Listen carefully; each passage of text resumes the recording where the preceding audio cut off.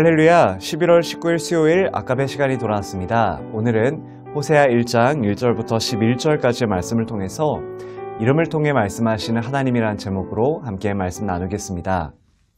네, 오늘부터 우리는 이 호세아 말씀을 살펴보게 되는데요.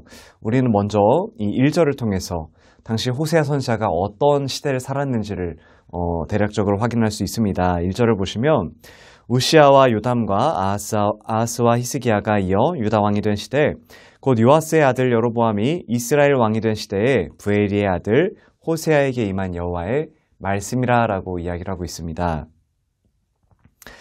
호세아는 북이스라엘 사람이었습니다. 그런데 그는 남유다의 우시아, 요담, 아하스, 히스기야 왕을 언급하는 데 반해서 북이스라엘에 대해서는 여로보암 한 명만을 언급하고 있는 것을 우리는 보게 됩니다. 여기서 말하는 여로보암은요, 여로보암 2세를 가리킵니다. 그가 이렇게 남유다의 왕들을 많이 언급하고 북이스라엘의 왕, 특히 이 여로보암 한 명만을 언급하고 있는 이유는 무엇일까요? 그리고 사실 언급했던 이 남유다의 왕들이 통치한 시기를 합쳐보면 약 100년인데 반해서 북이스라엘의 왕 여로보암 2세의 통치 기간은요, 40년이었습니다. 호세아는 왜 이렇게 자기가 북이스라엘 출신임에도 불구하고 북이스라엘의 왕들은 별로 언급하지 않는 것일까요? 그 이유는 여로보암 2세 이후의 왕들은 왕권을 차지하기 위해 피를 흘린 어찌 보면 잔악무도한 사람이었기 때문에 호세아는 이들을 좀 정통적인 왕으로 좀 여기지 않았던 것으로 보입니다.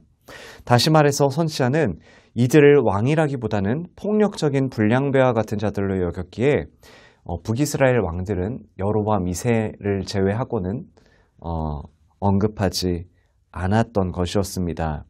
그리고 반대로 호세아가 남유다 왕들을 많이 언급한 이유는 북이스라엘에는 실망을 많이 했지만 상대적으로 남유다에는 소망과 희망이 있다라고 선지자가 생각했기 때문이었습니다.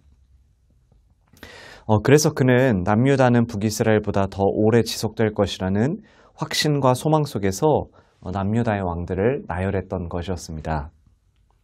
이처럼 북이스라엘 사람이었던 호세아가 살던 시대는 여로보암 2세가 통치하고 있었습니다.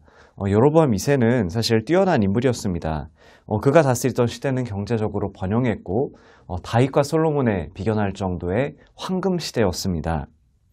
그러나 정치적으로는 매우 불안하고 혼란스럽고 영적으로는 아주 어두웠던 시대이기도 했습니다. 이런 면에서 호세아가 살던 시대는 오늘날 우리의 시대와 너무나 비슷하다라는 마음이 듭니다. 경제적으로는 부유하고 번영하지만 나라적으로는 혼란스럽고 영적으로는 도덕적으로는 점점 타락해가고 있는 우리의 시대와 비슷하지 않나라고 생각해 봅니다. 이런 복잡한 시대를 살아갔던 호세아 선지자에게 하나님께서는 이해할 수 없는 말씀을 하시죠. 오늘 본문 2절입니다. 여호와께서 처음 호세아에게 말씀하실 때 여호와께서 호세아에게 이르시되 너는 가서 음란한 여자를 맞이하여 음란한 자식들을 낳으라. 이 나라가 여호와를 떠나 그게 음란함이니라 하시니 라고 이야기를 하십니다. 하나님께서는 호세아로서는 신실한 선지자로서는 도저히 이해할 수 없는 결혼을 하게 하시는데요. 그것은 음란한 여자였던 고멜, 그를 맞이해서 음란한 자식들을 낳으라는 것이었습니다. 그런데 하나님의 이와 같은 말씀에는요, 당시 호세아 시대가 어떤 상태인지를 정확하게 드러내고 있는데 그것은 바로 이 나라가 여호와를 떠나 크게 음란하였다라는 것이었습니다.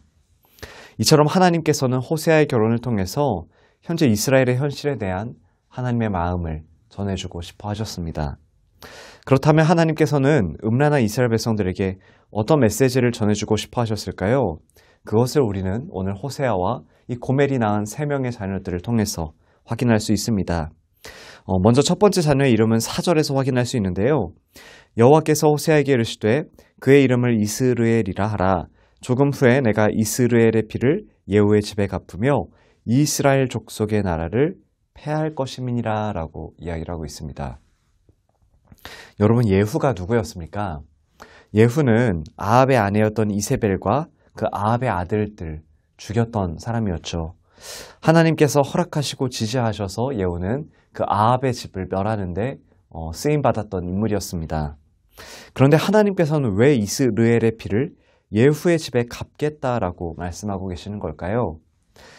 여러분, 호세아가 살던 당시 이 이스라엘이라는 지역은요, 갈릴리 호수와 지중해 사이에 위치했던 넓은 평지로 여겨졌습니다. 넓은 평지, 이스라엘에서 찾아볼 수 없는 드문 아주 이 넓은 평지였기 때문에 이곳은 소출이 많이 나는 비옥한 좋은 땅이었습니다.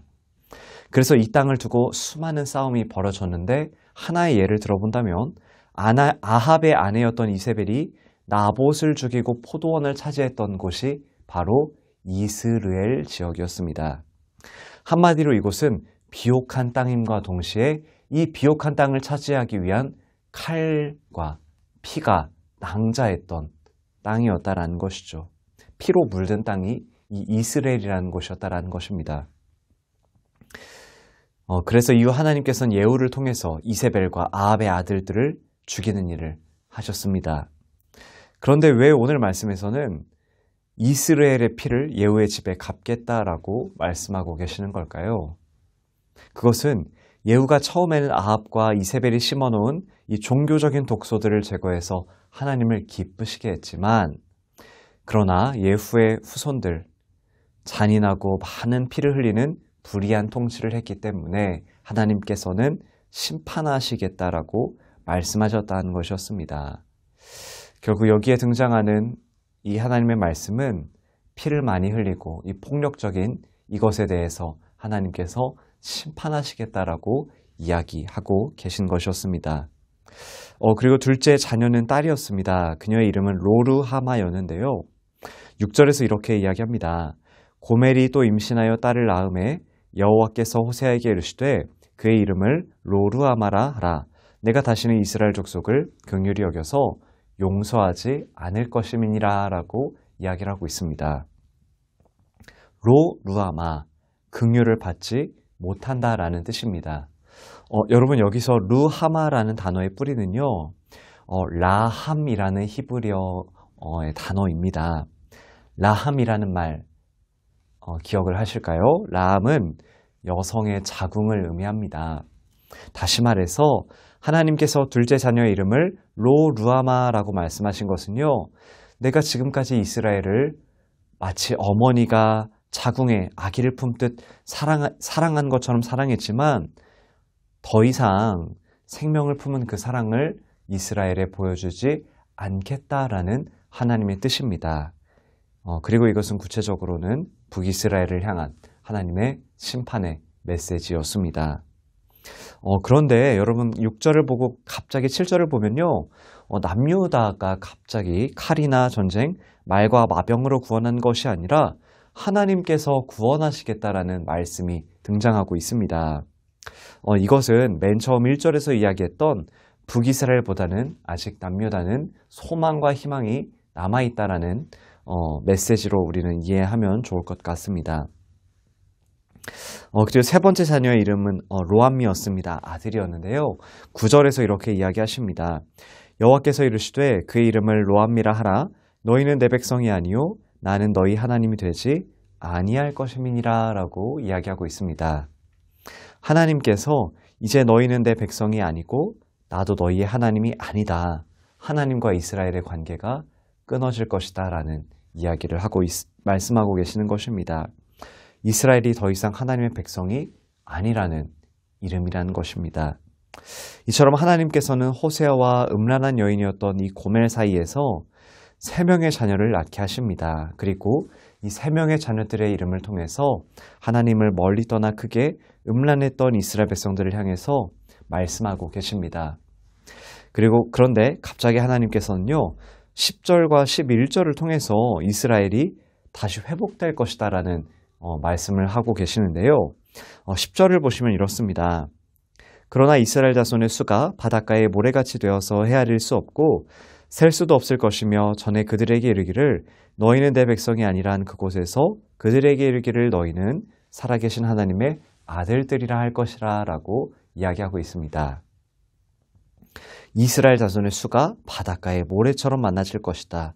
너희는 내 백성이 아니란 그곳에서 하나님께서는 너희를 살아계신 하나님의 아들들이다 라고 말씀하고 있다는 것입니다. 이와 같은 갑작스러운 회복의 메시지는 무엇일까요? 11절 마지막 부분에서도 이스라엘의 날이 클 것이다 라고 이야기합니다. 우리는 사절을 통해서 이스라엘의 피를 예후의 집에 돌린다라는 부정적인 메시지를 들었는데 여기서는 이스라엘의 날이 클 것이다 라고 이야기를 하고 있습니다.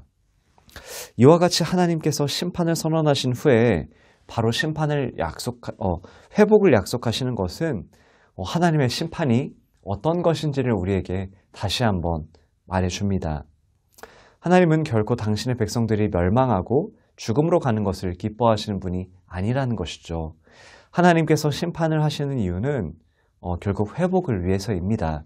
분명 죄를 짓고 범죄한 이스라엘은 이에 대해 마땅한 대가를 치러야만 합니다. 그러나 하나님은 죄를 짓고 살아가는 인생이 그대로 멸망하기를 바라시는 분이 결코 아니십니다. 때려서라도 심판을 통해서라도 다시 하나님께로 돌아오게 만드는 것이 하나님의 진짜 목적이고 뜻이었다라는 것입니다. 악한 길, 음란한 길에서 돌아오기를 바라시는 하나님의 진짜 마음이라는 것입니다. 그리고 이와 같은 하나님의 마음은요, 우리는 신약시대를 통해서 우리를 향한 하나님의 마음을, 하나님의 사랑을 그 예수 그리스도를 보내신 데에서 다시 한번 확인하게 됩니다. 한 학자는요, 이렇게 이야기를 했습니다. 하나님께서는 로암미, 내 백성이 아니다라고 하셨던 그 로암미와 같은 우리와의 관계를 회복시키기 위해서 세상에서 가장 큰 대가를 치르시고 우리를 암미, 내 백성이라고 하셨다라고 이야기합니다. 사랑하는 성도 여러분, 오늘 말씀을 통해서 우리 안에 있던 음란했던 이스라엘 백성들의 모습과 마음은 있지 않은지 되돌아보는 오늘 아침이 될 수 있기를 바랍니다. 우리 안에 하나님을 슬프게 만드는 악한 죄악들과 습관들이 있지는 않은지 되돌아보시고 죄악의 자리에서 떠나시는 우리 모든 성도님들 될 수 있기를 소망합니다. 그리고 무엇보다 이제는 우리를 죄인이 아니라 의로운 자요, 거룩한 하나님의 자녀 삼아주시기 위해서 독생자 예수 그리스도를 보내주신 그 하나님의 사랑을 묵상하고 그 하나님의 사랑에 감사하는 오늘 하루의 삶이 되기를 간절히 소망합니다. 함께 기도하겠습니다. 하나님 아버지 감사합니다. 죽을 수밖에 없는 죄인인 우리를 예수님의 십자가의 사랑으로 구원해 주시고 건져 주심에 다시 한번 감사를 드립니다. 하나님, 우리 안에 이스라엘 백성들과 같은 악한 모습들, 죄악된 모습들, 포악한 모습들이 있지는 않은지 되돌아보기를 원합니다. 우리 안의 죄악들 주님 용서해 주시고 우리를 깨끗게 하여 주시옵소서. 그리고 하나 이 땅을 바라봅니다. 이 땅에 있는 수많은 죄악들이 있습니다. 이 땅을 바라보면서 우리가 외면하는 것이 아니라 이 땅을 위해서 함께 기도하고 이 땅이 다시 하나님께로 돌아올 수 있도록, 이 땅에 수많은 죄악을 짓고 살아가는 백성들이 하나님께로 돌아올 수 있도록 주님 함께 기도하는 우리의 삶이 될 수 있도록 붙잡아 주시옵소서. 감사드리며 예수님의 이름으로 기도합니다. 아멘. 오늘 하루도 주님 안에서 승리하시기를 소망합니다. 감사합니다.